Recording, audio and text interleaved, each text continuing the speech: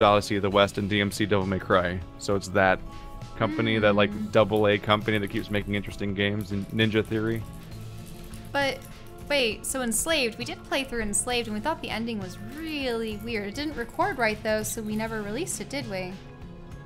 Did you ever release any Enslaved? of the series? Every single cutscene was whenever anybody would talk, so I gave up on it. What a weird problem. Yeah, so like, literally all of the gameplay was fine, any like in-game dialogue was fine, but the moment a cutscene would happen, it would just shit itself so hard. Were you playing it on PC? Yeah. Okay, I have it on 360, so if I ever play it, I'll just play that copy. Okay. That'll probably fix Yeah. that problem. Yeah, I've had it just sitting there. I have DMC and Enslaved just sitting on a shelf waiting to be played that I still haven't played. If you do, send me the cutscenes and I'll just use them. And I'll put my And then you playthrough can up. Put them into your videos. Do you still have all the footage? Yeah. When'd I you don't record delete. Oh, it was like a year or two ago. It was the summer of 2015. So, I was waiting to find out like it's from 3.5 years ago, and you'll fix it and put all the cutscenes in, but it'll be like unrecognizable as far as content goes, that it's even from you, and your audience would be like, who is this other person? Well, this is back when I was still using DX Story and my Yeti, so I'm gonna sound different. Oh god. Yeah. And I was with him too. Yeah, so, this was the first time she had come to visit after we'd separated for. We didn't separate. You don't Well, call it separation. Yeah, it's that's when you moved, definitely not the way to Sorry. describe it. you We moved were back living to your in different parents' states. house, and I moved Yeah. back to my parents' house. Yeah. When we because it was- succumbed to crippling poorness. Like that was the funny thing that happened when you started uploading some of the Dark Souls 3 co-op stuff again. Is that you were like, everyone was like, why does everyone sound weird? And you were like, oh, Bird fucks up the recordings, and Teams. Keith probably had to like edit in the TeamSpeak audio. I'm like, no, that's just what we used to sound like. That was just we're our all actual microphones, because none of us were using AT2020s yet. Yeah, we're all using the good shit. I was so using we a all sound like real people. Yeah, I don't remember what you had, but I know that Wander had a Yeti and I had a Snowball at the time of recording our Dark Souls 3 playthroughs. I had a M Audio, which is like kind of slightly better than a Snowball, but way worse than a Yeti. So I think our audio is just gonna like magic. Oh yeah, because when I get to the DLC videos, our audio is just gonna magically change quality in that series. Yeah, it's gonna be sad. There was a big time gap. Yeah, it's gonna be we sad when I waited for both to be out. Yeah, all of the footage that we do together is with the good microphones, but whenever I do solo stuff on my own, it's gonna be with the Yeti. So I'm like, Yeah, because I can't figure out how to plug in the. I can't figure out how to share my microphone setup with anybody else because it's like rat's nest cables. well, you've plugged it into some kind of like box, haven't you? Well, It's some yeah, kind of weird... we don't have like an XLR setup anyway. So it's much easier just to have a plug-in USB microphone. The complexity rises so fast when you start recording with other people. Yes. It's bad Yes, it enough when you're does. doing it over the internet because you have to set up like voice meter type stuff to figure out all the audio channels, but it's still it's like significantly harder when you're sitting in the same room on an audio mixer and everything just starts falling apart. We've had at least I've had when so many you- failed recordings with Andrew that it's just not even funny anymore. At least when you do do test recordings, goddamn. At least when you The do number stuff of over the different internet, problems cannot be tested for sometimes. At least when you do it over the internet, you can like shove everybody into one single audio track and then balance it, and it's all digital, so it's up to the other person that's sending the signal to make sure that their shit's set up correctly. So collaborating over the internet is like actually pretty straightforward, assuming A, you have a good TeamSpeak server that has a good latency, and B, most of the TeamSpeak server is really what does it. You're just adding more stops. You're just adding more steps on top of the normal solo stuff is the main difference. Effectively, yeah. When you are playing with other people, like, you have to physically have like a separate microphone for them, and that's like difficult enough. And you have to figure out how to balance them, and then how to post-process the audio, because no two people ever sound like they're the same volume ever. Period. Forever. Yeah. Like we had a session where we recorded like 2 hours of ukulele to find out that there were encoding errors where the whole video was fucking up, then to only try to fix that problem, then start a new recording session where the second recording session, one of our XLR cables just died midway through and no one knew. Like that kind of shit just going wrong where it's like, come on, we've been here all day. And everything's just kaput. Like we just get nothing out of the experience. Kaput. Poopy. Just That's not funny. Sounds great. I'm offended. How dare you? That's I beat funny. Sundered Wander. Yay! Oh, we're gonna talk about Sundered again? Alright, I'll be right back. That last zone is not good. Yeah, you mean the third area or the like The third lead area. up to the last boss? Yeah, it was. The entire zone is full of instant death traps that make you reload the entire. Like you do the 1 minute loading time that's way too long for a 2D side scroller, and then you have to re-explore the whole place again, only to maybe fall off the same spot again because it's like weirdly hardcore platforming with a permadeath, like a semi-permadeath system that throws you back. It's not permadeath at all, but it re-randomizes the map again every single time, and it's just a nightmare. Yeah, One of them's a have that gauntlet problem as much. Oh, you know what? You went resist, didn't you? Yeah. So I have none of your mobility tricks that you apparently had. So I had like slow fall that I could actually use to climb walls freely. Nope. I eventually became Spider-Man. Wait, did Wander succumb to the? Like, Oh yeah, I went darkness? full. Oh, yeah. I went full Eldritch like horror person. It was great. The last boss was not okay How many though. tentacles did you gain? He had a lot of tentacles. yeah, you a could lot turn of into like tentacles. a silhouette gargoyle. Yeah. No, like I had no mobility tricks of any real kind, and the game was obliterating me. And like, what really was brutal in particular is that like in 2 of the zones, was it one of them has those weird like tentacle thorn briar monsters that sit still, but they shoot a billion like thorn tentacles out and just fill the screen with damage. Those and, like, things wreck me too. And like the thorn tentacle knocks you back in addition to doing damage, and one of them can send out like 5 of them. But when you get into the gauntlet area that they're in, that zone is like, hey, you want 30 of these enemies at once? So at some point the entire screen is just covered in damage, and you're like, I don't know what the game wants of me. I don't know what it wants. Like you can't fight them all because it's so damaging and the screen's so covered in damage that you cannot fight back, and they also respawn almost instantly, so you're just fucked. But you can't run past them because they're vertically above you and they just knock you back down because your character can't go up fast. You can only jump back and forth over and over again, and that's your only mobility for climbing up a chute. And they'll just knock you back down. So like it actually feels basically unplayable and you just have to get lucky. Whereas yeah, if you do the embrace path, you just have tricks that let you get past that kind of stuff, but I did not at all. Yeah. So it was a nightmare. And then the other one is there's a whole area that's full of the flying tentacles octopus monsters that have like heat vision, but like they shoot a giant super mega flamethrower that covers up like 1/5 of the screen just from one attack, and the game's like, hey, you want 20 of those ones now? And it's like the screen is just fire. Yep. I can't find my character on the screen. It was genuinely an issue where like, oh, where's my character on the screen? Oh, he's falling to his death. I didn't know I didn't even know that was where I was. Like there's a lot of issues of like screen shake and obfuscation of visuals where you just can't tell where you are in the game and how to do things. It was a neat game made by some cool designers from like a conceptual standpoint, marred by actual like terrible design. Yeah. Which I'm sucks. looking at your final boss fight, which is quite different from mine.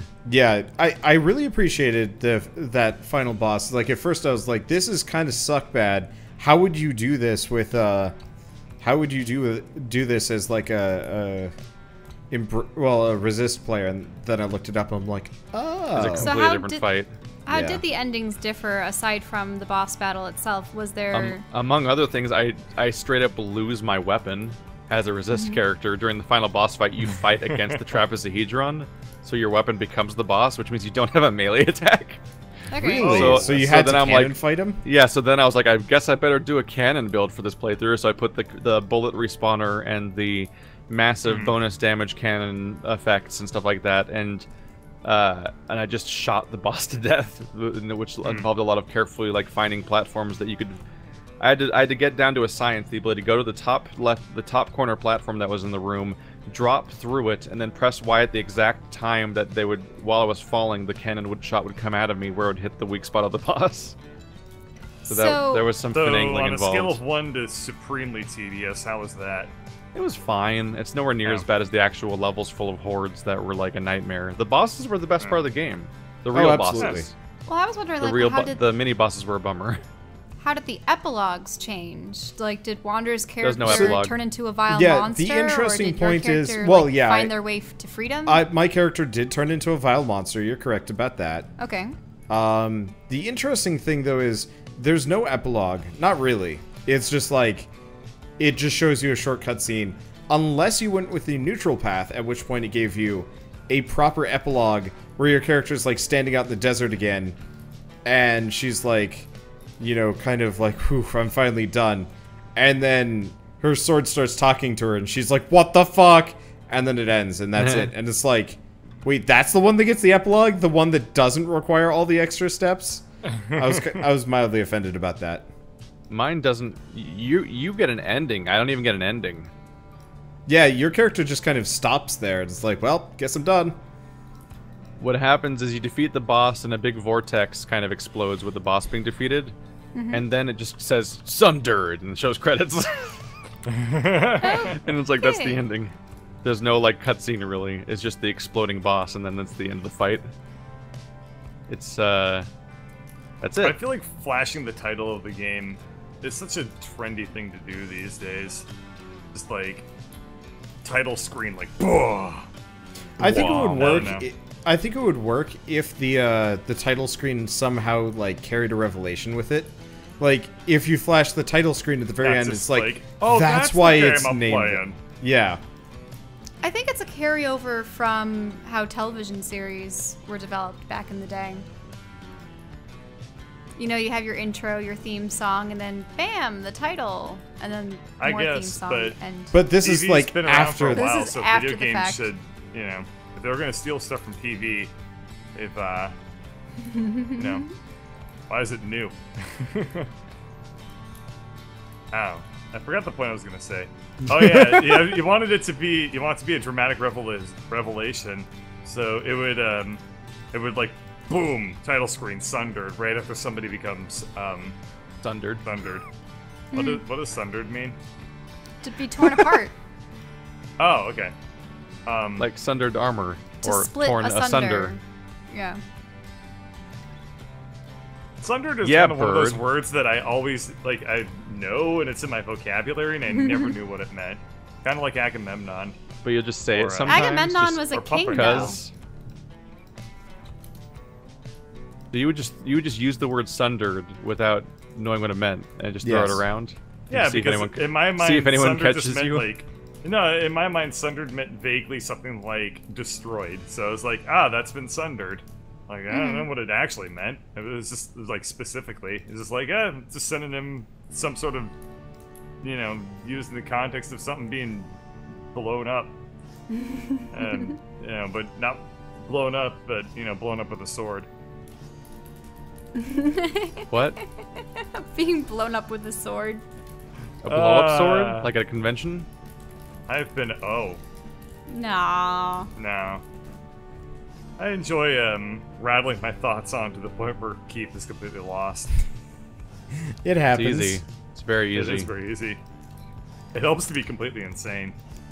So, topic change. Keith, you wanted to bring up, I mean, seeing as you had that big long rant about the Immortal Iron Fist, you want to talk about the Defenders for a bit? Take us wildly off track? Yeah. Sigourney Oh, Weaver is here part we of go. it. I had a rant about the Immortal Iron Fist. Yeah, I remember I was playing Warframe and you were very vehement against the Immortal Iron Fist for being Well, I thought it was really For being poorly what? written. bad. We haven't played Warframe. No, I was playing Warframe while doing the podcast. I Oh, have vivid memories I of was like running around. I was like, the timeline with us doing Warframe and Immortal Fist even being a show that's out doesn't line up. No, I'm just I mean, using it as like context for how I remember this. Iron Fist was just a boring show that was made too fast and wasn't prepared properly. Like the characters didn't train properly to know what they knew how to like. The performances for all the everything was just bad. Like they just like, here's the routine 10 minutes before the scene. Good luck. Like it was the opposite. What was it was problem with thing? It was bad. Like it's like, why was it bad? Because it was terrible. Like Iron Fist was like the opposite of the Matrix. Where like in the Matrix they like, you know what's easier than teaching a martial artist how to act? Teaching an actor martial arts. There we go. We'll teach Keanu Reeves martial arts, and then he'll do the movie. They basically didn't teach the protagonist martial arts, and the actor just like did a little bit of practice before each scene to try to sort of set it up, and like it's all the fight scenes are super awkward and unconvincing, and but also like the Immortal Fist character, Iron Fist is what he's called. Shit, I'm like, you infected me with Immortal Fist. Well, he's the Immortal Iron Fist. Like that's they don't the full call title. him that. Shush. Funny. That actually Can't hear me. really amuses me. Do you think if it was like way back in the day, they would have gotten? Wasn't Norris a martial arts master? Sorta. Chuck Norris? He's never been an actor though. He always sucked. Yeah, he was a martial artist through and Yeah. through. But, like, He's like would he have played the role of given the option, like way back in the day? I mean, I don't probably. know. Probably. I can call I up just, Chuck I Norris no, and no, figure no, it I out just for want you. to, I just want to figure out people like. like to work. No, that's true. I'm just wondering if there was an equivalent that could have been found today. Like, couldn't they have recruited someone that's Steven Seagal. There you go. Ugh. He's so bad, and all of his movies are bad. His movies are No. horrid. No. Sorry. is he a martial artist? No. Well, we need to watch a Steven Seagal movie, maybe. What has he Oh been God. He's. We could watch that movie where Steven Seagal and is it Sean Austin or something are both going into a prison to stop the fact that the prison's having problems, like they're having like a crime, like the prisoners are broken out or whatever, and they're like, and there's like a hostage situation or something.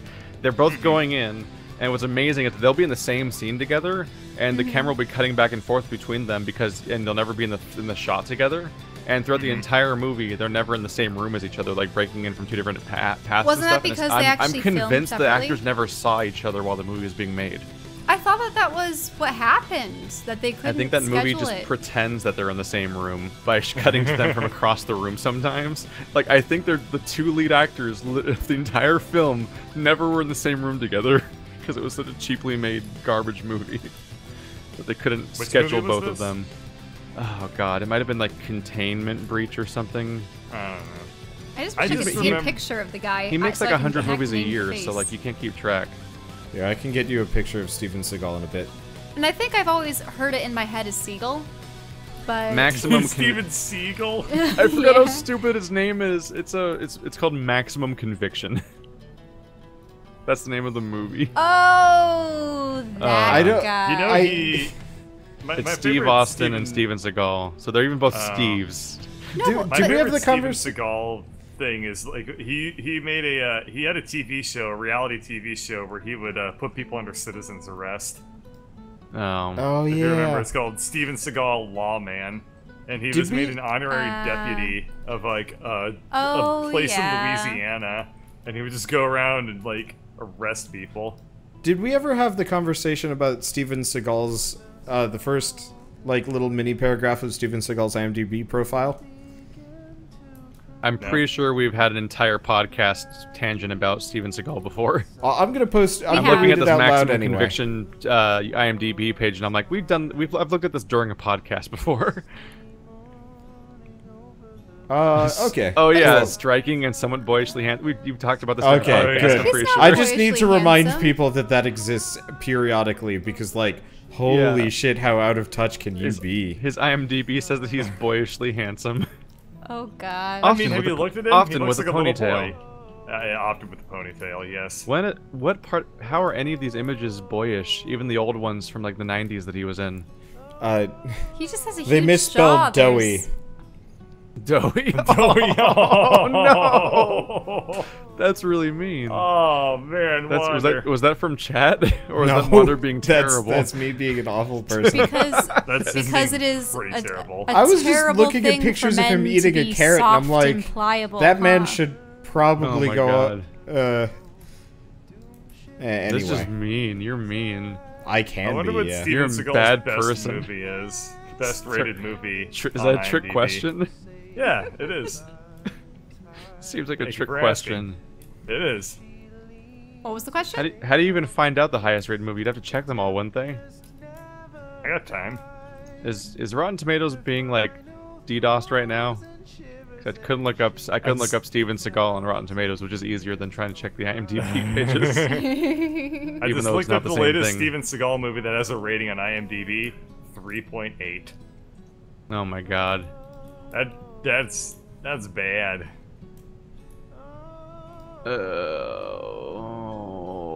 I want to point out that when you look at maximum conviction, it's like on IMDb it's a 4.9, and it's like people who like this also like this movie, Force of Execution. Really? Who names these? It's a 4.6, and it has Steven Seagal and Danny Trejo. He's the producer for all of these movies. These names aren't okay. Like they don't even try to name these movies. He has a movie called Mercenary Absolution 4. He just constantly plays a hitman or a bodyguard or a bruiser, doesn't he? Born to Raise Hell. Driven I was to just looking Kill. at Born to Raise Hell. He was the producer for that one as well. A A hardcore Interpol agent is assigned to an Eastern European task force to target gun trafficking and dope running through the Balkans.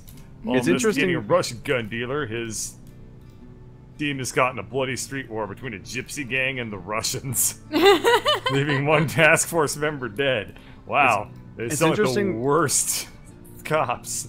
It's interesting to know that there's an actor who's made an entire career out of being the discount DVD at a gas station. Ouch. Yeah. Ouch. It's just when you're on one of those long drives through the desert, you get to those gas stations that start showing. They start having DVD shelves everywhere, and that's where the Steven Seagal movies live. Yeah. It's just Steven Seagal and all of the Marvel movies. And the difference is that the Marvel movies are new. The Steven Seagal movies have just been waiting, lying in wait on that shelf forever. Because Lately- one Probably still have day, a box full of just Steven maybe. Seagal VHS tapes in the back that they haven't thrown out yet. So VHS there you go. tapes. Yeah. Jesus. It's Wow, we got off interesting. topic too. Yeah, recently I decided to go back and watch all of the old horror films that I never got around to. Like, Nightmare on Elm Street and Hellraiser and a number of those fun things. Oh, I think I finally saw the entirety of Scream as well. I'd only ever seen snippets of it on TV. Did you understand it? Yes. Yeah, I did. I don't know if Shell understands irony or not. I have to check. No, like- no. I mean, I understand, like, what they were doing with, like, the boyfriend and his friend and everything, and you just couldn't help but laugh at it. Which is probably why they made that scary movie the way it was. I mean, it was sort of based off of it, right? What are you raising your hands for? I've only ever seen Scary Movie. Yeah, it's just interesting. Your only context for knowing Scream is by seeing Scary Movie, or, I mean, I'd only ever seen the very beginning with Drew Barrymore Did getting you know that offed. the people that made a lot of the Scary Movie movies were the same people that also brought us Airplane? That's like the secret. That's the secret thing that's kind of dumb about Scary Movie is that it's like it's parodying a movie that is a parody of horror movies already. Yeah. Like Scream is a parody of horror movies. That's the point. Yes. And they're doing a Yes. parody of that. I'm like, what? Well, you don't? Did you not get it? Also, the No, highest they did rated. not. The highest rated Rotten Tomatoes movie of all time for Steven Seagal, everything he's ever produced, directed, or acted in, is Under Siege with a 76. That's his high water mark. Followed by Machete at 72. That's... To be fair, there's a lot of no score here. He has a long career of just people just not reviewing his movies and just not bothering. Well, I mean, to review the movie, you have to watch it, so... There's a real movie called Agency of Vengeance Dark Rising 2 Summer Strikes Back. Summer Strikes Back? Yep. What does that mean? I don't know. Season can't punch you. I don't know what words mean. So the Unless original Steven topic... Seagal plays a guy named Summer. Summer. Summer knows what you did last summer. That's stupid. So we're just Stupid talking for about... saying that. The problem is Yeah. if we start talking about the Marvel Universe on their Netflix series. Isn't that going to get out of hand too, like the other one? If you talk about Marvel, I There's will not- peace out, because the last Marvel movie I've seen was Iron Man. There's nowhere near as much Netflix Marvel as there is movie Marvel, though, because the new like 2 or 3 Marvel movies come out every year, so it's just like multiplying how much crap is going on in their universe. Whereas I did see Suicide Squad. That was a pretty good Marvel movie. oh god, but all of Netflix is just it's all of Netflix combined is 4 different Marvel shows that combine into one Defenders. It's just Iron Fist, Luke Cage, Jessica Jones, and Daredevil, of which and of those 4, people knew what one of them was before they started coming out. Okay, that's probably because of Ben Affleck. Have they ceased the other series then? And What other series? wait, well, what were we talking about? Were we talking about Suicide Squad, or were we talking about the Defenders? Well, we were talking. We nothing. almost kind of sort of Because not really. you guys were talked talking about Ben the Affleck, Defenders. so I'm like, wait, but he. Wander he's asked in me DC. about Defenders stuff, and then before I could even get anywhere into it, everything deflected as hard as possible away from it. Is basically what happened. Yep. Right, because That's about And right. so So we wait- basically never talked about it. So what you're saying is the Defenders has Luke Cage, Daredevil, and a couple of the other characters So that they have they made established? one season for 4 different Marvel characters on Netflix, Right. and they actually made 2 seasons of Daredevil. So it's the exact same formula as the movies, where they made 2 Iron Man movies, but one of everybody else before the Avengers movies. The Avengers movie came out. Now they're doing a Defenders, which is literally like New York version of the Avengers, and it's just those 4. It's just a scenario that brings those 4 characters together for a season. And man, the pacing's fucked. It's so bad. Like I've only watched 2 episodes so far, so I can't talk about the quality of the show. But the first 2 episodes is nothing. It's just nothing. Like, this is the problem I talked about with Wander and you about the idea of like what was going to happen when they get around to making Infinity War, when they have all this ridiculous cast. Like, how do you juggle all those characters? And the Defenders' answer is that they don't.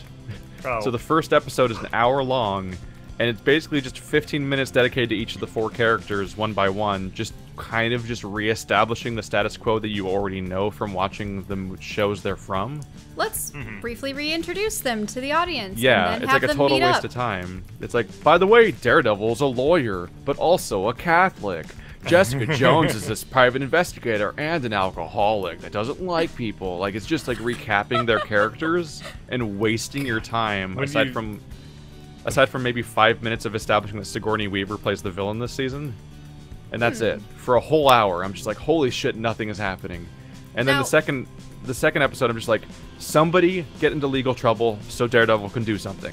Somebody get in trouble, because I know what's going to happen. Someone's going to get in trouble. They're going to be in the interrogation room, because they're always in the same interrogation room with the same police officers in every movie. And then the lawyer comes in and is like, don't say anything, but it's going to be Daredevil, because that's why he's a lawyer, is how you get them together.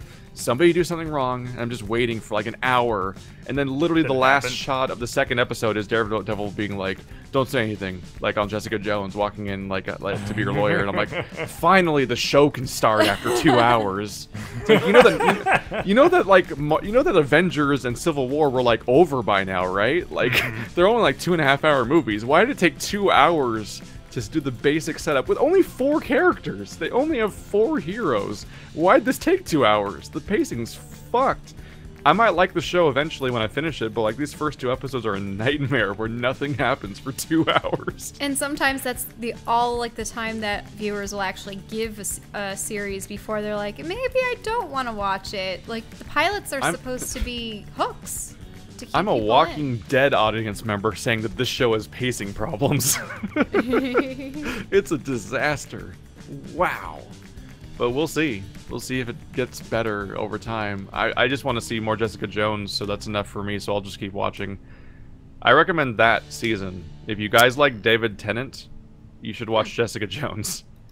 Now- Oh, right, because he was... Have they David Tennant ceased- was the 10th Doctor on Doctor Who, and he's a really Right. just an amusing actor, and he plays the Purple Man in Jessica Jones, which is a villain that can just tell people to do stuff, and they'll do it. And so he's a total, like, entitled piece of shit that has no value assigned to, like, human life, and 'Cause like no he one will can just tell do him no. horrible things.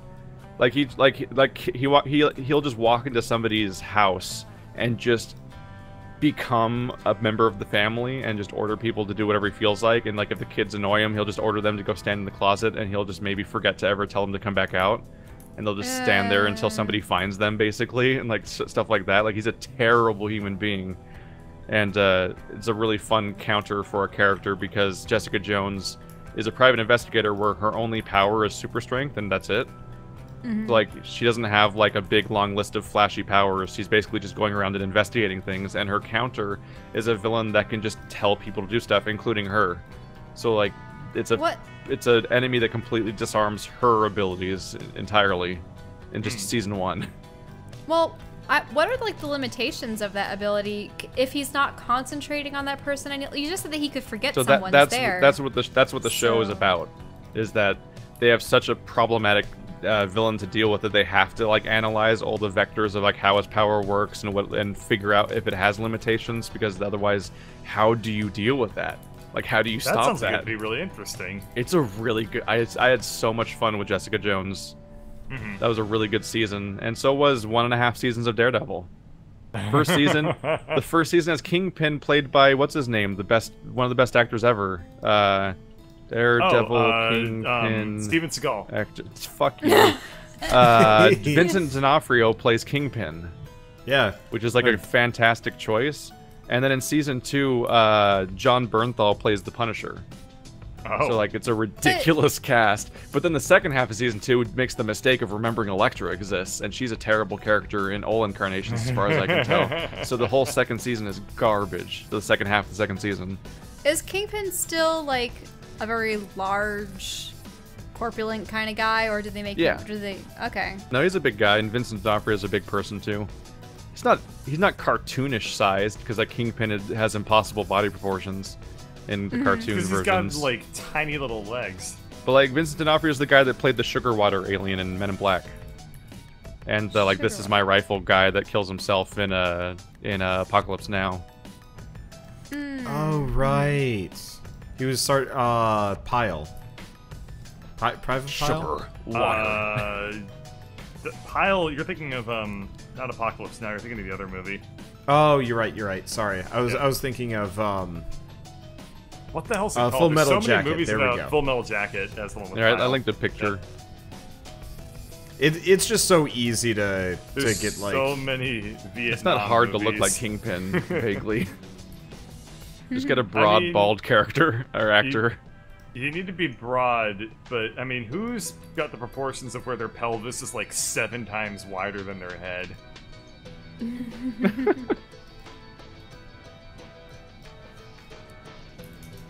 I just thought that he was supposed to be obese. Nah, he's supposed to be like a bouncer. Who actually is it? Oh my god, I've actually seen a guy that looks like Kingpin in real life. He was one of my friend's brothers. He was one of my brother's friends, and he like had the exact same proportions as Kingpin, and I've never seen a dude like that. I'm a pretty tall guy, and he had like 9 inches of like height on top of me, and he worked as a bouncer, and his hands were like Andre the Giant hands. It was absurd. The first time I saw him, I was like, "Holy shit! Is this person a real human being?"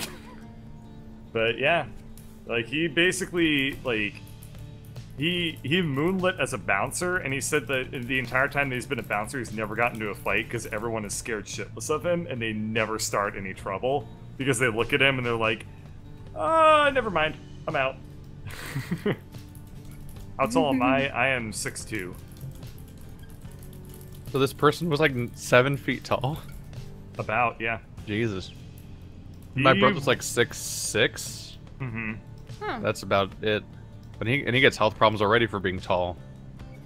I don't think this guy had health problems because he was extremely active because of his bouncer job. So he said like he was at the gym and running constantly because he wanted to be even more intimidating. I just hear horror stories all the time. Like my brother gets hospitalized periodically, and like a friend of mine from college was like 6'6" also, and he's like, "Oh yeah, my lung just sort of collapsed because I'm too tall." I'm like, "Oh great, what?" Wait, That's horrifying. I've most of what I'd heard had been either like joint or heart issues with like hypertension and organ failure and other things. Well, But- if you're really tall, you can get Marfan syndrome, which like basically means that your secondary tissues in your entire body are really weak, which impacts your eyes, it impacts your heart, it impacts your tendons, joints, and stuff like that. It's what Abraham Lincoln had. Ah, Yeah, there's a reason why the human race is a bell curve instead of like a leaderboard. Like, there's no real reason to strive to keep going further in certain numbers. Like, it's just going to actually be a bad thing for you.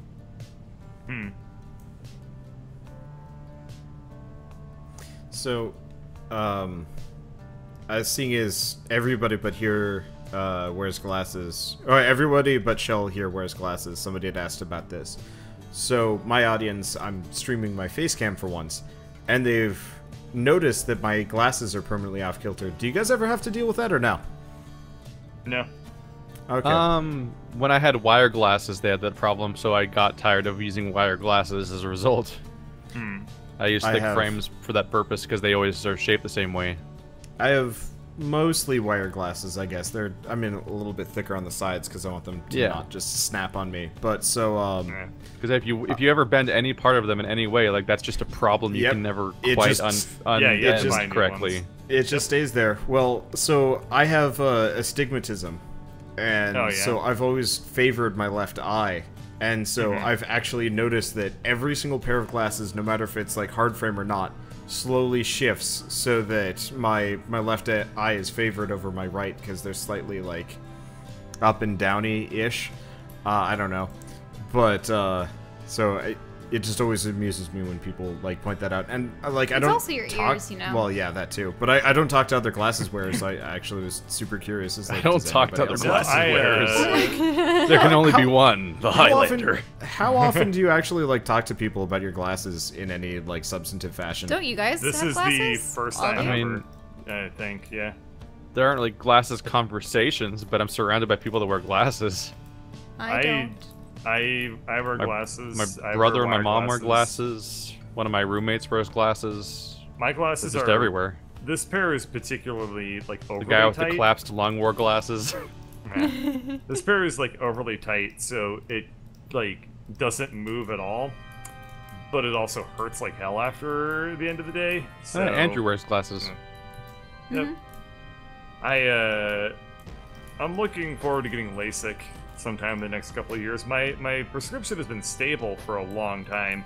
I'm looking forward to the amazing future where they can give you a shot in your arm that fixes your eyes. Because LASIK is horrifying. We're all looking forward to 2085, alright? So, there you are. I want to fix my eyes, but LASIK is fucking scary. LASIK is awesome, man. And it's not even permanent. The machines that make LASIK work are so cool. They're able to, like, track the movement of in a hypothetical, not my eye kind of way. My one friend, the most that she experienced afterwards was like dry eye for a couple weeks. Yeah, but it's the dry eye, and they're like photosensitive. But like the machine has a camera in it that tracks the motion of your eye to make sure that the laser beam doesn't like hit the wrong part of your eye. Oh, you know, like Dead Space like, 2. Everyone's favorite segment from Dead Space 2. Exactly. I have never seen anything from Dead Space 2 except for that segment, and I wish I had not. So they made a machine that does that. So it'll track the way that your eye moves and just like make sure that it always puts the laser beam where they want it to be. And only has a failure rate of U.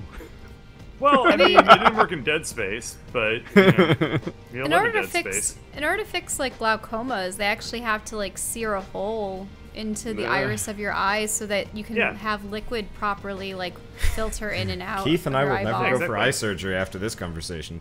Yeah, I mean, after this conversation. It's not like the 1800s. They just you don't think I've thought about this already? They just took like one of those needle, like a sewing needle, and just heat it up over the stove, and then just like right in the eye to like get the glaucomas out. Get them out. Everybody's immediately just like, never mind. We'll fix their blindness. We'll fix their blindness with leeches. With needles on the eyes. With leeches. Eye leeches. Eye leeches. Oh god. Have you ever seen, like Steve-O. Have you ever seen like those like cloudy areas with like the lenses, and they have to actually slide them out of the inner layer of the eye and stuff? Nope. That's a weird surgery. Why are we looking at these things? It's cataracts. Yeah, cataracts. Yeah. You can actually like take cataracts out Point of of order, eye. fuck this conversation. Sorry. So anyway, I'm looking forward to getting LASIK because I don't like my glasses very much. They give me a headache. And I wear them all the time, so ergo I have a headache 100% of the time I'm awake. And my prescription is only a -2 in both eyes, which, for people who don't know, is an incredibly weak prescription. But it's also enough to make it so that you're useless without your glasses. So, Wander, how do you feel about Just neuromods? Oh, we're talking about Observer now? No, we're talking about in Prey. You get neuromods as your skills in the game, and you get them by injecting directly through your eye. Yeah. Ah. It's a thing that fits over your eye and shoots out 2 needles directly into your eye, so they can reach your brain and actually give you these skills by basically dialing them into your brain. It's just like horrifying to think about how often your character's stabbing themselves in the eye over the course of the game. But that doesn't make sense. Why would you have the needles go into the eyeball in order to access to your brain unless it's all visual input that's like being programmed into your brain? Yeah, we're talking about a video game here, Shell. The secret is horrifying sci-fi magic tech. Yeah. But look, it doesn't really make that much sense in world either, because over the course of the game you use I think I use 100 neuromods or something, and the instructions for the neuromods say that you have to put this thing over your eye for 5 minutes per neuromod. And I'm like, I don't think I did that. Yeah, there was one section where I was gleefully fabricating about 40 of them when I finally got the blueprint for it. Yeah, and it's really easy to do gleefully when you're not thinking about it being a thing you inject through your eye. Yep. Oh, here's a lovely picture. I guess I'm just going to use that picture of Dead Space as the thumbnail for this for this podcast at this point. It's a bee on somebody's eyeball, and they're stinging it. Huh. Stinging an eyeball? That's got to be a Photoshop. Why are you looking at pictures of people's eyes being stung by bees? I thought it would gross you out more than make you question my sanity. What, like the Japanese hornet going after somebody's eye or something like that? Giant those things are the worst. Yeah. Nah, it's a Photoshop this picture. conversation doesn't bother me. It's just the idea of getting that surgery bothers me. Why? It's like how I can talk about sharks, but I don't want to be around a shark. That's the difference. This conversation doesn't bother me at all.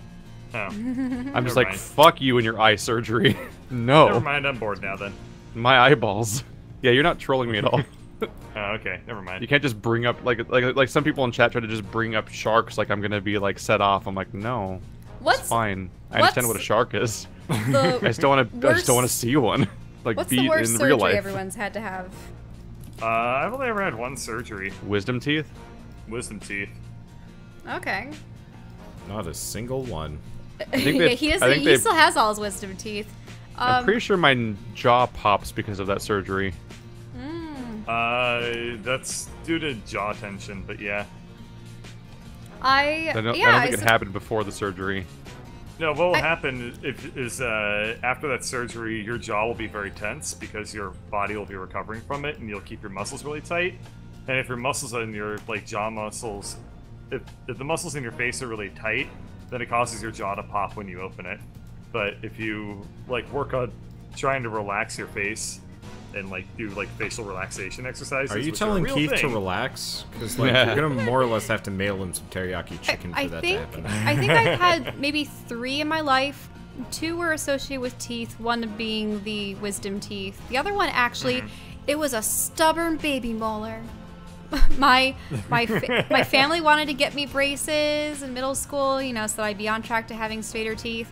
And they're like, wait a minute, this is still a baby molar. I'm like, yeah, it doesn't want to fall out. And there was literally no way this thing was going to fall out in the next year or so. So they're like, okay, we're going to dig it out and force the adult tooth under it to come up by tying a chain to it and slowly tightening it every time you go in to get your braces adjusted.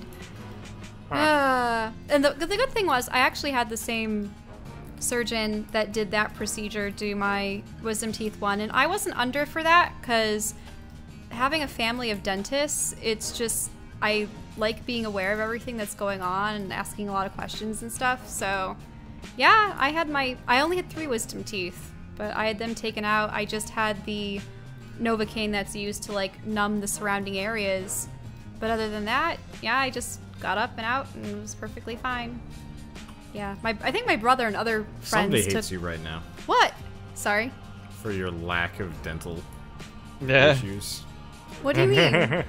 It's weirdest thing that I just did a Q&A right before this, and somehow they both went back to my wisdom teeth. It's like they asked me, what's the worst drug you've ever done? And then you ask, what's the worst surgery? And they're both the same event. Like the worst drugs I've ever taken were from the surgery. I suppose, like, did you do laughing gas or something? Or what did they give you? No. Laughing gas is completely ineffective. It's the I most tried that worthless once thing and ever. I felt everything, but I couldn't respond. Laughing 'cause gas I is couldn't. pointless. I could No, not. they put me under with the whole like, they did the whole joke with you where they tell you to count and you don't ever actually reach the number they tell you to count to. I'm amazed at how I- fast that I- takes you out. I never So want my to be worst put drug I've under, ever taken was either ever. that or the painkiller afterwards. I think it was just Vicodin or something, and I was like, I'm afraid of this because of House. Yeah, The I show didn't House like told me that this drug makes you a drug addict. Yeah, I don't like the idea of being put under. I mean, obviously, if it's a really, really serious operation that I'll have to go under for, then sure I will if I ever Right. need that. But for that, I'm like, I don't mind the drilling and the grinding and, you know, the Yeah, I wouldn't Splitting get teeth myself in put half. under for No, like, they ripped my basic teeth out dental stuff, whole. but like So, you were gotta get yours put under for wisdom teeth impacted, removal. or- I have both of my teeth in a bag. Yeah, you can't. Wisdom teeth removal is like serious oral surgery for a lot Yeah. of people. You can't just like yank it out. Like you have to like dig into the gum line to extract Yeah, I had it. a- and- Mine were So, impacted. so after they I did came that. out of it, all I did was take one Vicodin that day, then never again. And I just gave the rest of them to my dad for his sciatica. Uh-huh. Like, here, you have actual pain problems. They gave me a whole bottle, and I'm like, what the fuck do I do with these? I'm already over this. I My think they face sent was me weird shaped, but that's it. they sent me home and were like, just take, 6 to 8 Advil, and if you need any Yeah, more after 6 that, to 8 Advil. you know how you're only They- supposed to take like 2 at a time, and like only up to 6 within 24 hours or something. Yeah, it was something like that. But So fortunately, I when I get my wisdom teeth removed, I also had a dental post put in because I post? basically was missing one of my teeth. It just never grew. It just never appeared. So they put in the post, and they took my wisdom teeth out in the same surgery. And they put me under with like gas or whatever, and they were like, "Okay, count down from 10." And before they put it on, I was like, "I bet I make it to 7," and I didn't even make it that far. I was like 10, 9, 8, and I was done. I was done by 8. actually, So okay. I remember I woke up after the surgery was done. I woke up and the nurse was wheeling me into another room, and I had a conversation with her where I said something to the effect of, "So, I bet a lot of people say some goofy stuff when they're recovering from this from their surgeries or whatever." And she was like, "Yep," and I said, What did me, you though. say? I said, "Not me, though," and then I passed out again. So I stuck to my word. And You also fell back broke my asleep. I broke my word and stuck to it at the exact same time. Anyway, so in the post recovery period, they gave me Vicodin. I took one Vicodin, and I was like, this is way too strong for the amount of pain I'm in. I'm just gonna tough it out. And I didn't take any more of the Vicodin. And, but I was wrong about that, because a couple days later, we discovered that I was allergic to titanium. oh. And the post that Oh. they put in was made out of titanium. Wait, Oh. how can you be allergic to titanium? Titanium's like It's pretty hypoallergenic. rare. It's pretty rare to be allergic to titanium, but I got it. My granddad got his knee replaced, and his replacement knee was made out of titanium, and he rejected that. So it's like a genetic thing. Apparently, So did you have to get stainless steel, something else? They did like porcelain or something like that. They did a ceramic. They also replaced it for free. They didn't use like goat teeth or something like Washington. No. This isn't. I didn't get my tooth put in like 300 years ago. So anyway, I go back. They replaced it for free or whatever. I have to do the entire surgery again for them to like, remove it and replace it. Well, I mean, they didn't put the wisdom teeth back in. That's true. They didn't put the wisdom teeth back in, but I did say like, I went. It was like 5 days later, and they were like, "Oh, you're back." I was like, "Yeah," and they were like, "All right, you need to count to 10," and I was like, 1. It was like 10, 9, and I was out. I didn't beat my previous record. I lost. This time I slept through the whole thing. I didn't wake up with the nurse or anything like that. Didn't even make your own leaderboard. No, I didn't. And it was 1,000,000% less painful when I got something put in my mouth that I wasn't allergic to. So I didn't even need like Advil. I was like totally recovered by about 3 days. I never experienced wisdom teeth pain. I took one pill because they just said to, and I never took another one, and I just never experienced any sort of pain related to the entire ordeal, and it just never came in. But my brother experienced tons of pain, because fucking drugged version of him is an idiot, and he was like stretching his jaw and stuff like that after the surgery. I'm like, no! It's like fucking up all his stitches and stuff, and I'm like, what are you doing? No, stop! And like we're trying to hold his jaw shut, but he's just an idiot. He was just this drunk, stupid, drugged idiot that was useless. Yeah, and he was not listening.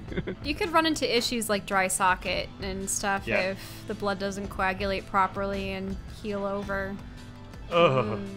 This was the weirdest video game podcast we've ever done.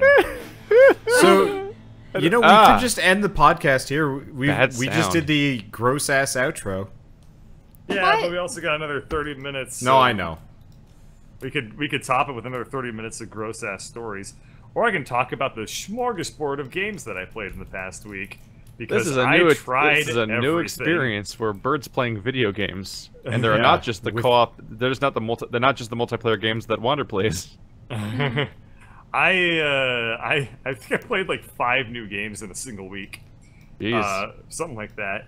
Bird has commitment issues. Well, I'm looking for a very specific. I'm very picky right now.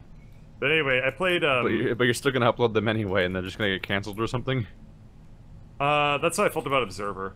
So I played Observer, and Observer had all the makings of like a great series for me. And then, as soon as it got like too trippy, I basically found myself unable to say a damn thing. I was just like, staring slack-jawed at the screen, just being perplexed. like, yeah, I was just like, all right, I'm gonna walk through the hallway now and look at the next weird-ass thing. Like, it just was not going anywhere, so I eventually just killed it. Now, was the Observer the story about the cop that is able to shunt people's brains with his own, like, neural receptor thing? Basically, as soon as I got to a mirror, I wasn't able to play it anymore and have a good time with it. But, holy crap, the first, like, 45 minutes, everything leading up to that was gold. That is a really cool game. There's a lot of polish. I just can't make a series out of it. My audience just didn't give a shit about it. Like, I've had 2 people be I haven't gotten any views either. Nobody likes Observer. I was actually kind of super disappointed because I was like, oh, I want to play more of this. And like, so you couldn't commentate for that section. That was where I started to shine, but that was episode 3 for me, and like nobody gave a shit. But like, so specifically for Amir, he was Keith, are you playing Observer or no? Yes, I will be, but I haven't had a chance to touch it yet. Okay, but it's probably going to be totally my jam. Yeah, it probably will be. So you might be able to pull it off. Mild spoilers, probably not a big deal, but you're going through a guy that... I'm just going to take my headphones out. Okay. Alright, that works. Yeah, so I don't really know if this is actually going to spoil it for him, but not really. You know, you're going through Amir's mind, and he is a prisoner for quite some time, and as part of it, you know, the shower is a consistent theme. And because everything's just been dirty, grimy this entire game, I effectively just kind of snap and I just start yelling unclean over and over and over as I'm like charging blindly for the shower, giving no shits about like the meaning or any of this stuff, and I'm just like, unclean! And I'm like sprinting into it. My Observer It was amazing. series was like much the same way, where like I had the most fun at that game, just like not taking it seriously, and like talking to all the neighbors was the funniest experience I've ever done. I didn't. You know, there was I this kept one ringing... section where there's this in-game video game, right? It's like the spider game. Yeah. Yeah. So as soon as we launched into that, I did this bit where I pretended that Daniel was a Let's Player. So I just started having him in a cyberpunk voice, like Let's Playing the video game inside the game. And no one's gonna see it because no one's watching these videos, and I'm so proud of them. But nobody gives a shit about Observer. Now, what's your standards for like no one? Like what number threshold is a no one who's watching this series? Usually if the series opens and the first video gets about 200 views, then I consider it like a success. This the first one in this series got 40, which is really bad. That's a very low number for what I usually look for when I when I start a series.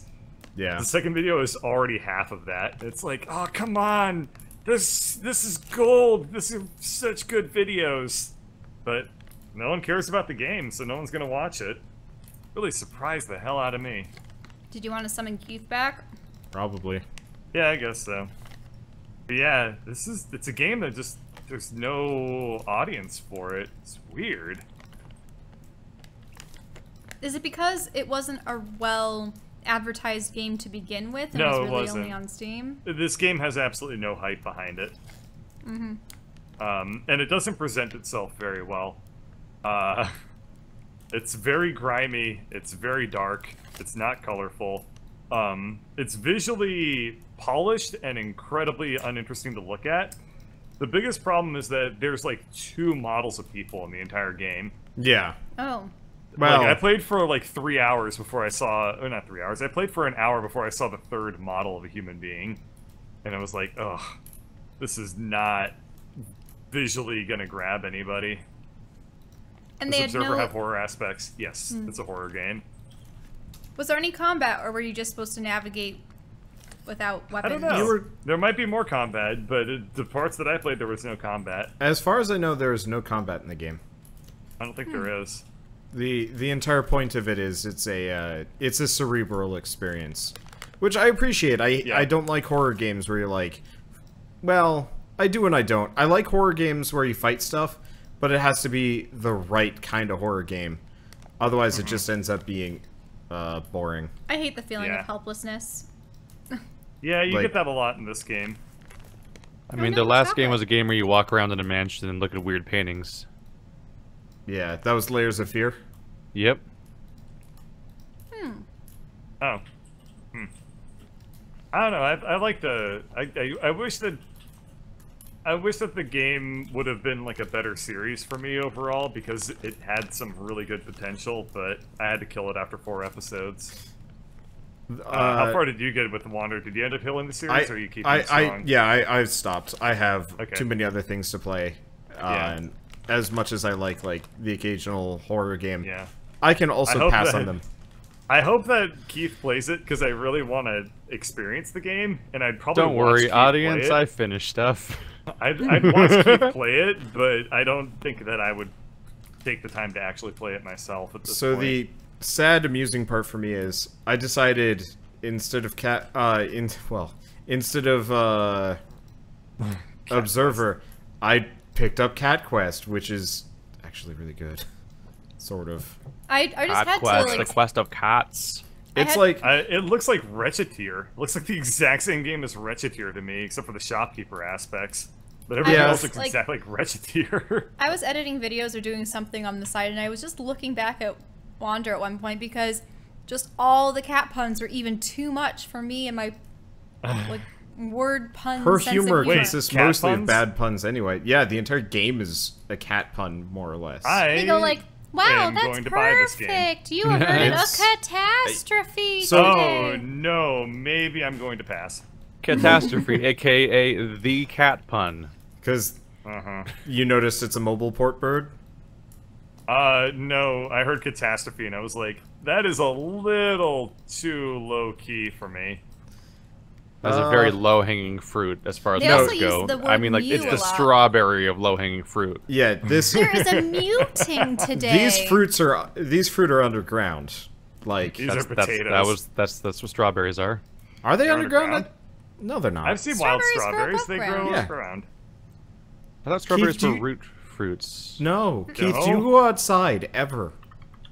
I don't farm strawberries. You should start. It's fun. Strawberries are delicious. Oh yeah, they're in little. You're right. They're in little bushes. Yeah. Whoops. Well, it's Nothing on. good It's like grows underground except for the humble potato. carrots. And even those kind of suck. But Hey, no, yeah, carrots they are grow seed underground. fruits, so it was stupid to think that they'd be underground. But they are like on the ground, like touching it, like they're like the lowest fucking fruit ever. True, true. So I was still Yeah. right. I was just stupid, right?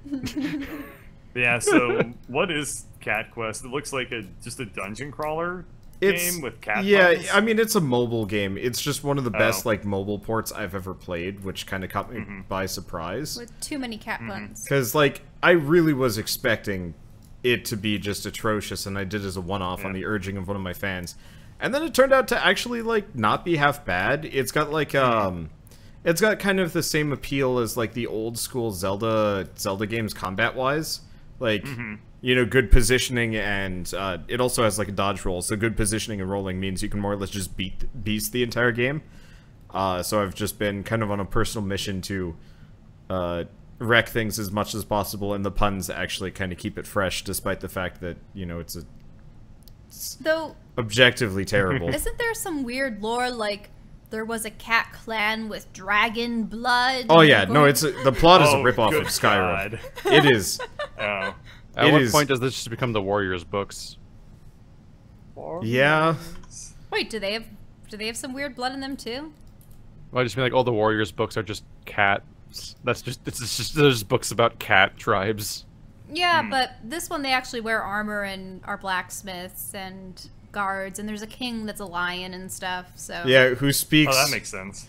The king has kind of like a street dialect, which is really bizarre. Really? What? Yeah, so That doesn't make sense. he uses like nothing but slang, He's and got I'm that just like, lion swagger. yeah, I don't How'd you like know. that Fallout 3 picture I sent you, Bird? I don't know one? how to like react to Oh, half the shit that happens in the game. I'm just like, I keep getting caught off guard I'm by not either a like furry, Keith. some new I'm dumb not a shit. furry. I've just been sending Bird shit ever since the stupid EDF conversation about furries because I have stupid shit I've found. One amazing one is like, it's the beginning of Fallout 3 where Liam Neeson's all like, your mother would have been so proud looking down to you as a baby, but instead Oh, it's that like, was Liam Neeson. he's- I always forget that. yeah, but he's got like gray, like split down the middle anime hair that goes down to your cheeks and stuff, like that length anime hair. And then his entire head is he's just like a fox wolf man thing. Like, it's just a horrifying mod for Fallout 3 that replaces the character with furries. And I'm like, here you go. Yeah, he sends it to me. This is yours now. Well, you said that you said I returned observer, and my response was your mother would have been so proud in the form of that image. And it's just a horrible, horrible picture. Yeah, so the other games I've been playing, I played Ken Follett's The Pillars of the Earth, which is it's interesting. Again, What is the it? Because game- like they sent me a key for it, and I'm just like, It's a point-and-click adventure game. it's a point-and-click Okay. adventure game, but it's set in the most like it's also a historical novel, and it's I have posted it in the chat. incredibly well written. It's very well written. It's so well written that I respect it too much to play it. Because I was trying to make fun of it. Okay, it's one thing to make fun of like a medieval fantasy world where it's like, ha, your elves are stupid. It's another thing to make fun of a medieval fantasy world when it's like, ha, you're giving birth in the middle of the woods. Yeah, the game actually opens up with a woman who is clearly super hyper pregnant and is walking through the woods with their family in the snow, trying to get the next village so the dad can find work so they can actually support their family. It's like it's the least joke-worthy situation ever. I know the writing is so humble and the characters are so lovable that it's like I can't make fun of this. It would be like too good. It'd be like trying to make fun of Banner Saga. Yeah. Oh, I can make fun of. I have a vector for making fun of Banner Saga if we want to talk about that. Sure. Do you have to make fun of the games you play, or is that just the style that Bird does? It's the only thing people will watch if I do. If I don't make fun of the games, then people won't watch it.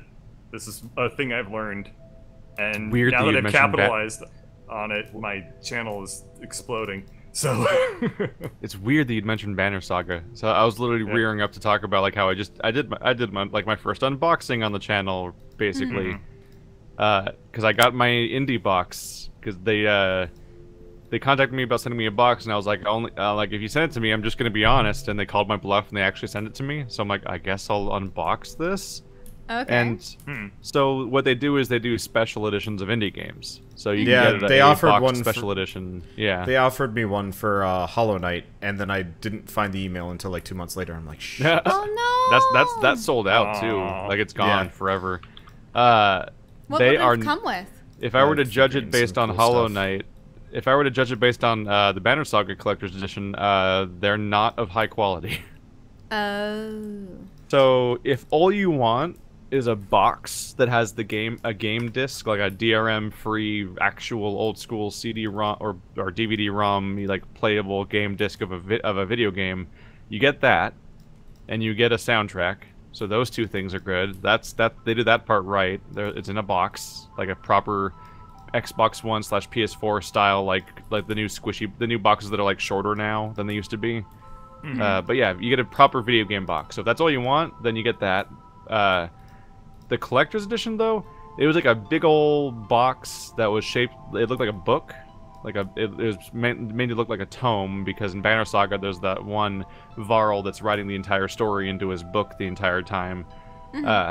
And so you open it up and you find out that the majority of the box is taken up by plastic casing to make the little figurines sit in place. And the figurine is a 2-part bust. One is a pedestal and one is the actual like statue part of a Varl character that is like the story writer person in the game. So it's just a bust of him, like no arms. Like it's one of those busts where like even the arms are like chopped off, so it's just like a head and sort of a torso. Yeah. But it's like spongy, rubbery, like squeak toy material. Yeah. And the two fit together. The two fit together via like an O-ring, like lock thing. Where you have to, like a plumbing fixture. Like that thing where like one of them has like a plug and the other one has a hole, and you have to fit them together.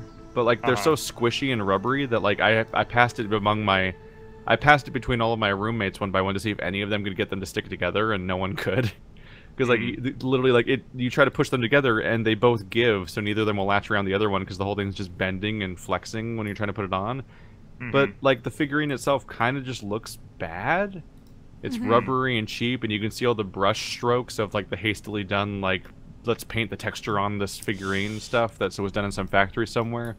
The figurine, the base of the thing is supposed to have like the intricate drawings that go on the giant stones you see everywhere in Banner Saga, but it's like really smeary, and like it looks like somebody like tried to make something in Play-Doh and then like used a little like they used like a paper clip to like carve etchings into it, and then it got smeared because someone squeezed it a little bit. Like that's what it looks like, is like the etchings are kind of fading away and losing detail already. And like it's just it really just seems like it would be like a dog chew toy if it wasn't probably toxic for them. So like really as far as I can as a collector's edition, this seems like a pretty pitiful offering. As a boxed copy of a non-DRM thing, it's like that's kind of cool, I guess. But then you have to deal with the fact that like they're going to send a Hollow Knight one, right? The Hollow Knight one. I looked at their Reddit and people were complaining because the Hollow Knight got a major update after that was sent out. So like the problem with going back to physical media for any reason other than just collectors, like if you're planning on actually playing it, you're playing a fixed in time version of the game. So like when all this new stuff comes out, you don't get any of it. Oh that sucks. Because you're playing a disc version. They send you a Steam version, but that just shows how backwards this entire system is. Is that if you buy a game via IndieBox, it comes with a Steam code, which is probably what you'll actually use instead of any of the stuff in the box. Otherwise, you're like, look, I have a disc with a soundtrack, and I have a manual. Isn't that like novel? I have a manual for a digital video game, and that's like, at best, at best, all I can come up with for a value of this thing would just be that like it comes with a manual and a soundtrack. Wow. But they're kind of expensive. That's I mean, pathetic. I think there's better vectors to get to acquire these things. So like it only really has value for like people to just have a lot of money and they just want to fill their shelf space with indie games, but just the general concept of indie games, because it's like a loot crate thing where you have to subscribe to it. So like you subscribe to it and then you just get some indie game that they chose for that month that you had no part in and didn't necessarily know about in advance. Unless you're checking their website constantly, but even then you'd have to like unsubscribe every month they don't have something you want and resubscribe over and over again, because like it's such it's something that begs to be a storefront as opposed to a subscription service.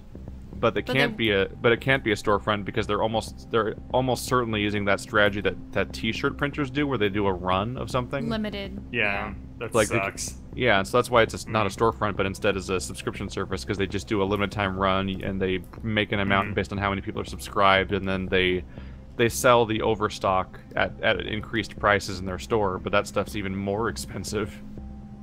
Yeah. Like I can anyway, let's see. Other games that I played this last week, because there's still more. Yeah. I also fired up a series of an old favorite of mine that is something I thought, like, I wanted to wait for the right time to play it, but I started a series on Charles Barkley Shut Up and Jam Gaiden. Which, if you... I've watched you play that for about 30 seconds, and the standout thing was that your child was talking to you and they morphed into a different character so they could animate. Yes. So, if you don't know, it's a parody of Final Fantasy games, and the entire premise is that it takes place in the post-apocalyptic world where basketball is outlawed. And you have to play as Charles Barkley on a path of redemption after he caused the apocalypse to happen during the Space Jam. And it's in a Final Fantasy game. And, come on and jam. It's really, really awesome. It's such a good game. It's so funny. And it has not aged well, because the technical problems that went into making it work were astounding to me. But it's also like a 9-year-old game maker game, so I guess I should have seen that coming.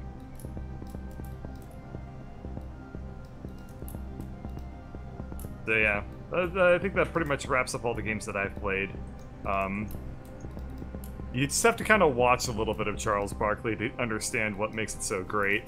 But by premise alone, it's like, this sounds like something that somebody would come up. And is sounds like something that somebody would come up with when they're in the middle of like a fever dream. Is Charles Barkley a real individual? Yes, Charles. All of the characters in the game are 90s basketball stars. Oh. So Charles Barkley is the main character. The main nemesis of the game is Michael Jordan, and you have to go on a quest with LeBron James, his great grandson. James. No, LeBron James. His LeBron. great grandson to like redeem Charles Barkley for the sin that he committed when he caused the apocalypse by slam dunking too hard. I am not making up a single detail of anything I just said, by the way. It's 100% a factual description of the plot. I wonder how many other games believe featured you. like actors or sports stars that were just None of them. blown out of proportion. None of them in this manner. I don't This is think the you only can game sell. that's done that. Yeah, like I don't think they can sell Charles Jack Barkley's. Fu? Well, that was like a product tie-in where the product was Yeah. just Shaq. Yeah, but he's still like, I think he is a post-apocalyptic warrior in that game. Oh, maybe. Also, they also made Shaq Fu a Legend Reborn, which is, that's amazing. That's What a the hell real is thing. this? They made a sequel to Shaq Fu? Yeah, it's coming out for the Switch. What? Oh my god. Oh my god, I want to Well, play that. like in Shaq Fu, you play as Shaquille O'Neal and fight demons in the post-apocalypse and stuff like that. So like, oh, okay. It's basically like that then. people have are made saying there's official one- products that are like this. People are saying there's one for 50 cent. Well, Oh, 50 well, yeah, 50 cent Blood in the Sand. Sand is an amazing entry. Yeah. Because that was supposed to be like, the entire thing is like a grudge match over like some dude stealing like a diamond you liked or something like that. Like, it's just What? like... Oh, the promo art for Shaq Fu, A Legend Reborn. What? What is this? Oh my god. Oh my god, I need to buy a Switch. Holy Oh shit, my- that's actually like... Really cool looking. So it's Shaq. It looks like they Using hired the Kung Fu? Street Fighter guys to like just... It looks a So- lot like Street Fighter 4. It looks a lot Holy like sh- Street Fighter 4. Yeah, man, this Gosh, game looks his really proportions. good. His proportions are the best part of it. I feel like we should do like a Shaq Holy Fu race. shit. Yeah, we should do. That would be great. There has to Did be you video see his- games made out there for That'll The work Rock, out just as right? well as our previous attempt at a Sonic Adventure race. Yeah, well, that was a bit terrible, terrible mistake. Look Yeah, at well, that Shaquille game O'Neal's was a terrible- trapezius muscles. Well, the game was Oh. supposed to be bad. We didn't but we didn't anticipate being Wander's that bad. disabilities. Oh, that's right. He wasn't Every- able to like make it Every to the video first game we level. play has to go through the Wander check of whether or not he can biologically handle playing it. Yeah, I got so That's sick right. playing that. It was awful. Wait, Yeah. biologically. We played one level and he was He got- already he gets sick. Nauseated So- really easily. Yeah, Sonic Adventure DX on the PC. I don't know what it was, but the combination of all of its technical horrors more or less Yeah. made it completely barftastic. I'm trying Yeah. to think of if I've ever encountered a game that made me feel sick. Never. I know that they always have those warnings, All right. especially on the old discs, about, you know, be wary that, you know, you can experience seizures playing these. And this was on, like, Well, Knights that's of the not Old that. Republic, That's and I'm that's going, that comes down to whether or not you're epileptic. yeah, it's true. That's just people who can't watch flashing lights ever, forever. Period.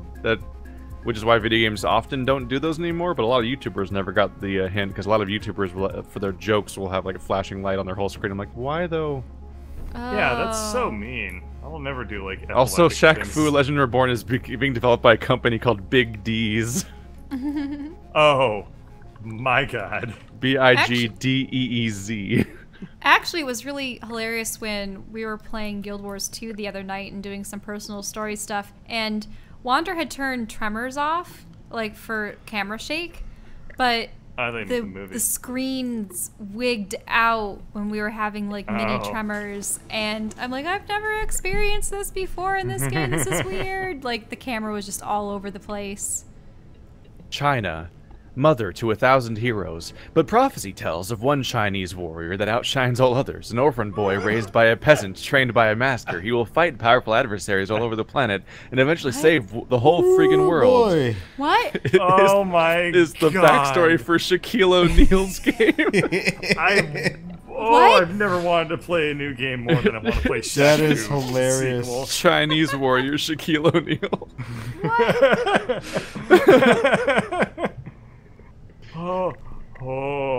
Oh man. He's the last Kung Fu Mirai. Kung Fu Mirai. Wait, what? That's not even a.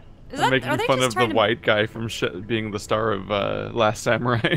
Oh my It's like god. The Last Oh. Samurai starring Tom Cruise. It's like, wait, what? Oh. Well, their whole story with that was that he was one of the American soldiers that was trying to bring Why, industrialization. isn't he supposed to be the same guy from... Isn't he supposed to be the same character that Neo is based on? Or That- Nio? The video Oh, game. yeah, yeah. William Man. Yeah. William Man. Except your Wait. William was like back in the way William before Man. the 1800s, right? So that wouldn't have been right because I don't read He too was- far he into was any of like- these things. post Yeah. William Civil War. Adams. Oh man. So, do you guys mind a topic change? What? Sure. This will So probably be the last BioWare thing came we out just talk today about. saying they're going to they're not going to be developing Mass Effect Andromeda anymore. No more fixes, no more patches, no DLC, no nothing. They're just done with hot it. dropping They're, it. they're just Damn. hot dropping it. Yep. It's probably for the best. Probably, but like They probably shouldn't make sequels either. I was reading the press release and then the discussions about it, and people were like laundry listing just major game breaking bugs and plot holes that like I never even heard of, and I was just like, they really just didn't finish that game. No. And so My the favorite only, part is if you're nice to Joel even once in the entire game, he takes you to his family home and then straight to his bedroom and tries to fuck you. Huh. And he's bisexual now, so it'll happen to every player. And it's like, this is really awkward, because I did not come on to you, and this is happening. And I'm like, what? but Like, I did not progress any sort of loyal romance like series of conversations. But For here me, we are. For me, I guess I bring this up because most recently No Man's Sky updated again, and we were big on talking about that. And I'm actually like feeling pretty positive about that because they're actually still developing in the game and making it better. And it's just fascinating watching like Mass Effect, which was kind of unassailable for years, as like the bastions of like the pinnacles of gaming and It's a stuff franchise like where literally every sequel was heavily criticized, and the original game was heavily criticized. It's Yeah, just but, now like- they made an objectively bad product. that. Yeah, but like everybody was super hyped for this, and it comes out and it's just like, well, this is just a turd. And for both of them, and I'm just watching No Man's Sky slowly like peter onwards, and I'm like, I will be right someday. It makes me wonder how Anthem's I gonna don't turn think out. you will, though. It's better. Yeah, I mean, you liked the original No Man's Sky too, though. I liked it because I could just You shut already off. liked it. Yeah. That's true. You also have a constant defense of games of being like, it's a game I literally don't pay attention to. And like, okay, I mean, sure. I don't know. It's up there with like, it's better with friends. I'm like, yeah, all games Well, are. There are some games that like absolutely should be played with friends though. Like take EDF for example. It's fun on its own, but like if it weren't for you guys, I probably would have never played that much. Yeah, Getting it's not really downed and that stuff fun like on that its in own, my EDF is opinion. miserable. Well, part of it is playing solo cranks the difficulty down. Like so when we're playing EDF together, all the I guess monsters, yeah, sure, why not? Everything we're fighting has like 3 times as much health and more damage. Whereas if you're playing solo, there's no level limit on your weapons, there's no armor limit, and everything has lower HP, so you can more or less just burn through things real quick. The problem is just that EDF has like straight up Left 4 Dead mechanics for co-op. And Yeah. if you play it solo, it's like, oh, I guess I have to get out of this. Yeah. That's just less fun than like, somebody shoot this web down, I'm fucked, and stuff like that. And then we immediately just turn the co-op missiles on Bird, because that's how Yeah. it works. Womp womp. Yeah, Mass Effect, oh boy. Yeah, you're right. Like- Though. Every single entry has been pretty well criticized. At Mass Yeah. Effect, like, I did not hear anything Something but about- praise for 2, and that pissed me off Yeah, because I didn't Mass like Effect 2. 2. I didn't like So- 2 at about all. like just the spirit So, of the game, like helps Mass it Effect 2 carry is- on, despite the fact that in retrospect, if you look at it, like, it's so flawed. Mass Effect Everything 2 is was the flawed about game. it. Mass Effect 2 was the game that got constantly praised by outsiders. But everyone who played, but a huge chunk of the people that played the Mass Effect series already before that game were like, this game is fucking up everything about Mass Effect.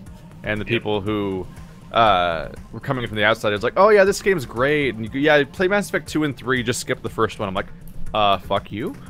That's my favorite. To be fair, That's Mass like my Effect favorite. 2 had a amazing ad campaign behind it. But Mass Effect It 1 was is like marketed it's very like one of my well. favorite games of all time, and I'm like, everyone's like, yeah, just skip that one, just start with 2. I'm like, no, that's not okay.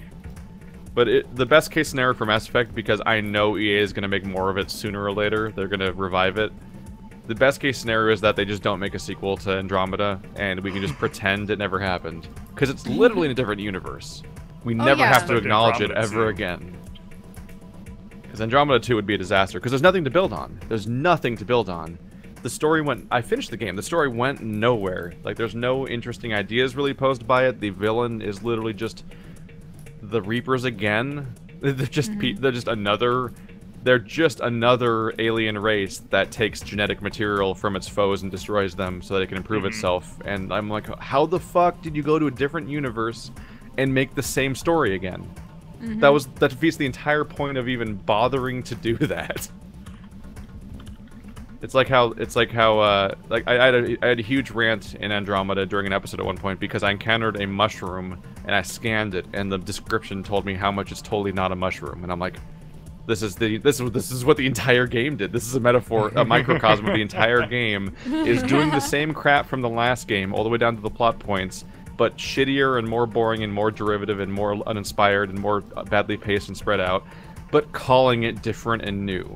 No one can shut up about how it's a brave new world and everything's so different, but not only is it just the same races as before, plus one, but also all the races are more boring and the same, because the game has Solarians, Turians, Krogans, and humans, but what it really means is that it has humans and Krogans. Because the Solarians and Asari and Turians are just humans now that look different. They don't behave any differently. No one even acknowledges that Solarians only live for 40 years. That's just not even a topic of conversation. Like, Asari don't have any weird mind-melding things going on. Like, they don't even acknowledge it. It's like as if Vulcans... It'd be like as if you watch Star Trek and Vulcans and Klingons were completely indistinct from humans. Which, if you're talking about, like, race relations in real life, like, that's an ideal situation. But for a fictional universe, it's boring as shit. And it's like, so all the game did was copy-paste the old game and be more boring at it, and then keep calling it and relentlessly call it new over and over again. It's so... it's just distressing. I think it ties back into the whole no one really wanting to take risks anymore. They figure that it's a safe bet just to try to rehash what they already have established as successful. Risks are scary. Like, I kind of understand it, but... Yep. It's not even just that, it's that EA is a terrible, terrible company, and they're directly responsible for this nightmare in a way that isn't usually entirely true. Like, people love to blame publishers for what goes wrong in development all the time, and it's often not really true. But in this case, it more or less is, because they mandated a sequel that nobody wanted to make, put a company on, made a sub-company, and designed them to be the ones that do it. They weren't prepared for doing it. They made them force them via mandate to make the game in an engine not made for RPGs in the first place. And then when the project kept falling apart, they just kept forcing it to continue instead of canceling it when they should have years ago. And they kept just throwing more resources at it and keep giving it deadlines, and then eventually just had to come out. So at some point, you're so focused on just making a game that runs at all and even plays that you're slashing every ambition you ever had about the project. You're removing all the features from it, and at some point, you're like, oh shit, we need a story. And so you just hastily construct a universe and story later in the development because it has to have one. It's an RPG, but like you've been working so long and making the game even run that like and the whole thing's a disaster. That, like, it's just going to be boring. And so it stinks of every single publisher mandated sequel we've had, where like Gears of War 4 was like, we're not gonna have, everything's different now. Marcus already defeated the Locust, it's all over now. But then midway through the campaign, because the robots are so boring that you're fighting, they give up and bring back the Locust and Marcus. And like everybody knows, like Halo had like the most famous. Halo has one of the best sets of enemies ever designed for a shooter. Like, they're iconic and they're perfect. And then they made a fourth game after the whole War of the Covenant was over, and they're like, robot monsters? And it's the most boring game ever because they were required to make a sequel under a deadline without having ideas of how to fill it out. And there's the same thing again. Like, they're like, make a sequel to this thing. You have no time to actually like dream about what it should be, and so it's just going to be a game that doesn't consist of dreams. It consists of checklists and stuff that had to be made so that a product could be shipped at a deadline. And it's just, boy, oh boy, that's not how science fiction should live. Yeah, because you're trying to like pioneer new concepts and such, and having a new IP I think would be more beneficial, and working around that than trying to expand upon one where... That's the problem, though. They can't make a new IP because they don't have ideas. Like, the sequel didn't happen... Like, that's the problem, is video games are supposed to happen when somebody has an idea. Either a story or a series of mechanics they want to expand on, and that's going to be the point of making a sequel. But that's not how this happens. What happens is basically the publisher commissions a sequel by this date. Here's your time limit, here's your resources, make it happen. And so if you don't have ideas, too bad. You still have to make the game based on no ideas. And that's how you get these incredibly garbage products that shouldn't exist. That's how work for hire works. You Halo 4 was so boring, it was the first Halo game I haven't even beaten. Because I was like, I can't. Wait, I've loved every game so far, 4? and I can't. So There's a Halo 5. Oh. Halo 1, 2, 3, ODST, Reach, 4, 5. And I played all the way up until the first 2 missions of 4, and I'm like, I can't. This isn't Halo anymore. It's just some really boring government, like, I almost said government mandate, publisher mandate product that just shouldn't exist. now, Government mandate. Government So- mandate. The United States orders more Halo. Now, You let will me get make this. a video game to the glory of America. I don't know why it's German, but there you go. Now let me What? get this straight. Like, to whom are all like the funds and the money going to? Is it the publisher, and then they redistribute it to the company that makes it? Because I don't see why a company would just want Probably. to break away from a publisher, create a game that they want to make, and then find one that, sure, like they might not have the clout that EA So does, but if publishers absorb the risk, more or less. Right. Like right now, Eidos Montreal, I think is the name of the company, are the people that make Hitman. It's the And they glory made of Hitman, America. this I don't know season why. pass Hitman that But came out there you go. under the Now umbrella look at- of Square Enix. Now they're making the next Hitman on their own because they were basically fired from Square Enix for the last one not going well. Now they have a specific budget that is their own money and so on, and like if they don't make a game that is properly successful, they don't have a company anymore, and they have to just Right. fire everybody.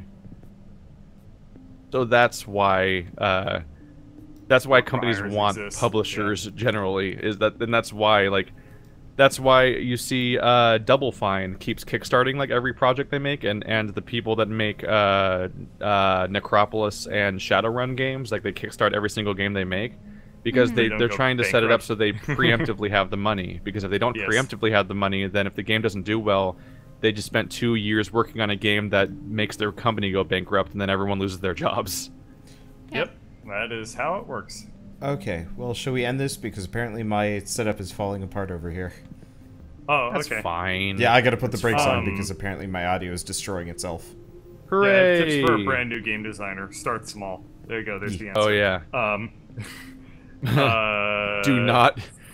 If you don't know how to make a game successful, do not just make your own project and put all your money into it.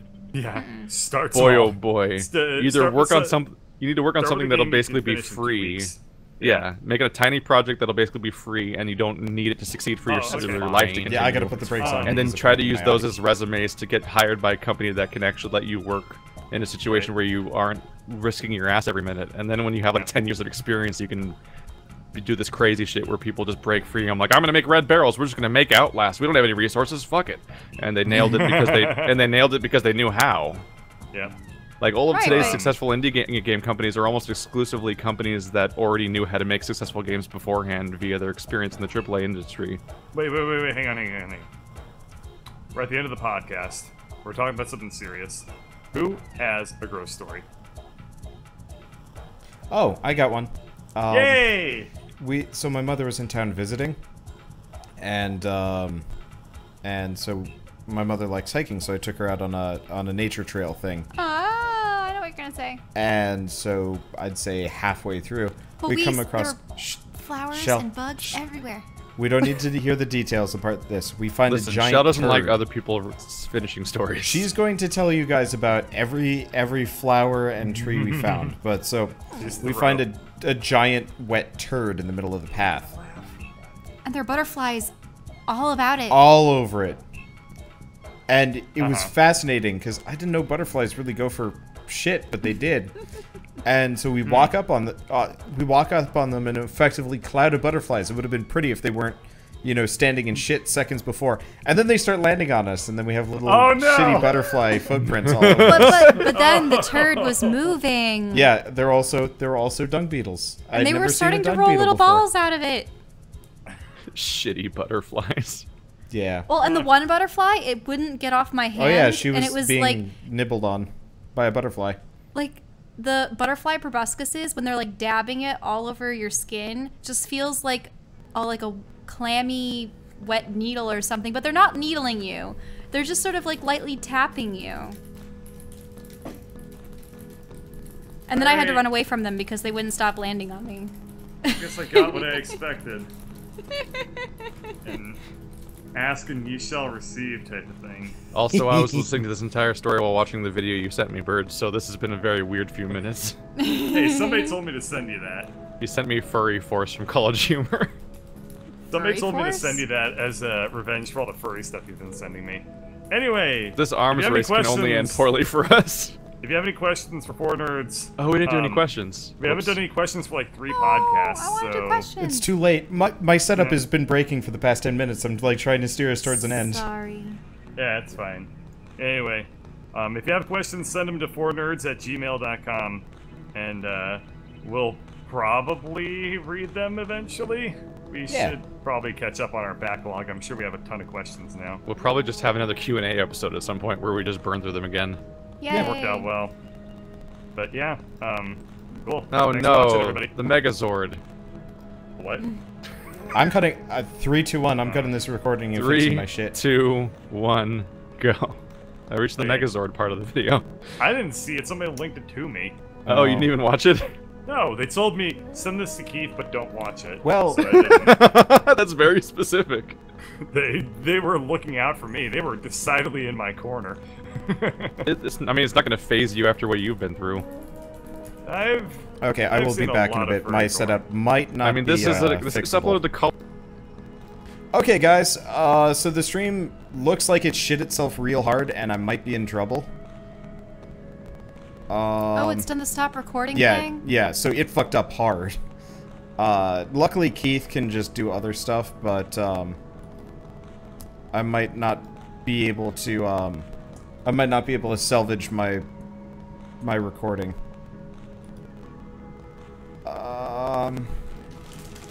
So yeah, this sucks.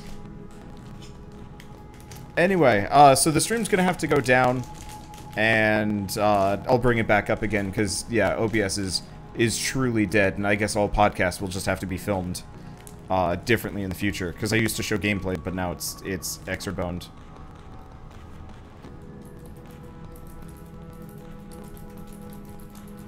But yeah, so I'll just bring everything down, and then I'll bring it back up again, and we'll be doing EDF, and that should be really fun.